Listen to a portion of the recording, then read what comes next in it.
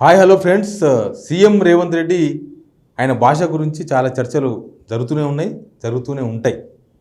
కనీసం దానికి ఒక ఫుల్ స్టాప్ పెట్టే ప్రయత్నం కూడా రేవంత్ రెడ్డి గారు చేస్తలేరు. ఎందుకు చేస్తలేరో తెలియదు.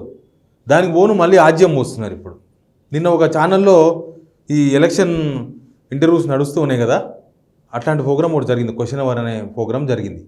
ఆ క్వశ్చన్ అవర్లో రేవంత్ రెడ్డి ఆ భాష మార్చుకుంటారా అన్న క్వశ్చన్కి ఇచ్చిన సమాధానం అసలు జర్నలిస్టుని ఆందోళనకు గురి చేసింది. ఆయన అన్న సమాధానం మీద ఆయన చెప్పిన సమాధానం అంటే, మీరు భాష మార్చుకుంటారా అని ఒక రిపోర్టర్ అడుగుతాడు. మీరు భాష మార్చుకుంటారా అంటే, మేము భాష మార్చుకోవడం కాదు, ఇది సెట్ కావాలంటే ఒకరిద్దరు జర్నలిస్ట్ని తీసుకుపోయి జైలు వేయాలి, మిమ్మల్ని లోపల వేస్తే తెలుస్తుంది మీకు, అప్పుడు కానీ సెట్ కాదు, మీకు సామాజిక బాధ్యత లేదా, మేము మస్తు మాట్లాడతాం, మీరు చూపించకండి, మీరు కట్ చేసుకోండి అని చెప్పిండు. ఇక్కడ సామాజిక బాధ్యత గురించి మాట్లాడింది కాబట్టి దాని గురించి ఖచ్చితంగా మనం మాట్లాడాలి. సామాజిక బాధ్యత జర్నలిస్టులకు కాదు, అంతకన్నా ఎక్కువ పొలిటీషియన్స్ కూడా ఉంటుంది. ఉత్త పొలిటీషియన్, ఆయన సీఎం కాకపోవచ్చు, ఉత్త లీడర్ ఉండొచ్చు. పొలిటికల్లో ప్రజా జీవితంలో ఉన్నప్పుడు ప్రతి ఒక్కరికి సామాజిక బాధ్యత ఉంటుంది. రేవంత్ రెడ్డి సామాజిక బాధ్యత మర్చి మాట్లాడుతున్నారా, లేకపోతే ఆయనకు సామాజిక బాధ్యత లేదనుకుంటున్నారా? అసలు మీరు మాట్లాడమే చక్కగా మాట్లాడితే మీడియా ఏం చూపాలనో అదే చూపిస్తుంది కదా. అవును, ఫోర్త్ ఎస్టేటే మీడియా. సామాజిక బాధ్యత 100% ఉంటుంది. పొలిటీషియన్స్ కన్నా ఎక్కువ సామాజిక బాధ్యత నెరవేర్చేది మీడియా.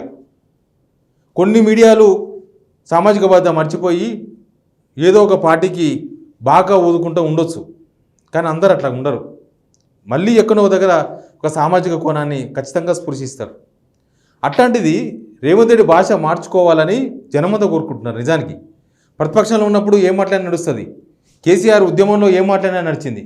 కానీ ఆయన ముఖ్యమంత్రి అయిన తర్వాత ఆయన భాష మీద తీవ్రమైన అభ్యంతరం వ్యక్తం చేసిన తెలంగాణ ప్రజలు. తెలంగాణ భాష అంటే ఇదేనా అని మీరు కూడా అభ్యంతరం వ్యక్తం చేసిండ్రు. రేవంత్ రెడ్డి కూడా ప్రతిపక్ష నేతగా కేసీఆర్ భాష మీద అభ్యంతరం వ్యక్తం చేసిన ఒక ముఖ్యమంత్రి హోదాలో ఉండి ఇది మాట్లాడొచ్చా అని. మరి మీరు ముఖ్యమంత్రి అయిన తర్వాత ఆ భాష మాట్లాడాలి కదా. మీరు ముఖ్యమంత్రి అయిన తర్వాత మీరన్న మాటలు మీకు గుర్తుండాలి కదా. మీరు జైలు వేస్తారా జర్నలిస్ట్ అని?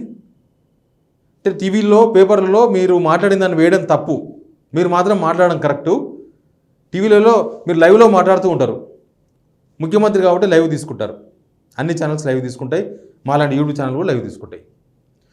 మీరు ఏం మాట్లాడతారో, ఎప్పుడు ఎట్లాంటి భాష మాట్లాడతారో, ఎప్పుడు బూతులు మాట్లాడతారో, ఇంకా బూతుల కన్నా మించింది ఎప్పుడు మాట్లాడతారో ఎవరికైనా ఎటు తెలుస్తుంది? తెలిసే అవకాశం ఉందా? మీరు మాట్లాడే దగ్గర సెన్సార్షిప్ ఉండాలి కదా. ఇది మాట్లాడాలా మాట్లాడకూడదా? నేను ఇప్పుడు ముఖ్యమంత్రిని, మాట్లాడాలన్నా మాట్లాడకూడదా? అంతకుముందు కేసీఆర్ మాట్లాడింది కాబట్టి నేను మాట్లాడుతున్నా అంటే అది కరెక్ట్ కాదేమో.